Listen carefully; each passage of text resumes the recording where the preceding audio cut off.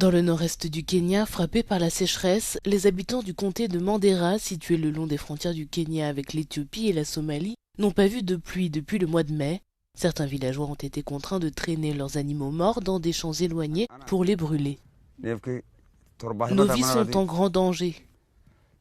Au départ, nous avions des vaches et des chèvres qui constituaient notre moyen de subsistance.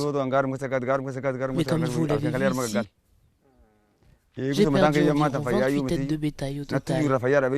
Le comté de Mandera est maintenant au bord d'une crise hydrique majeure après l'échec des courtes pluies d'octobre à décembre avec des précipitations inférieures de 2/3 à la moyenne.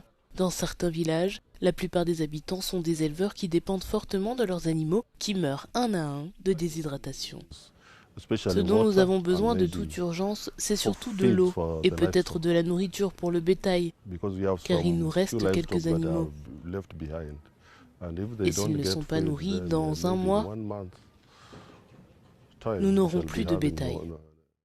Plus de 2 millions de personnes dans 23 comtés du Kenya sont confrontées à une insécurité alimentaire croissante. L'autorité nationale de gestion de la sécheresse a placé environ 9 comtés en état d'alerte, tandis que le comté de Mandera est en phase d'alarme à un cran de l'état d'urgence officiel.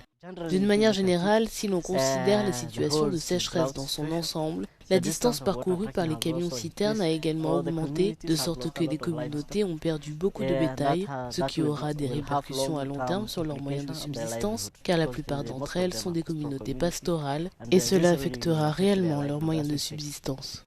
Le réseau des systèmes d'alerte précoce contre la famine a récemment déclaré que 20 à 25 millions de personnes au Kenya, en Somalie et en Éthiopie ont besoin d'une aide alimentaire humanitaire dont plus de la moitié en raison de la sécheresse.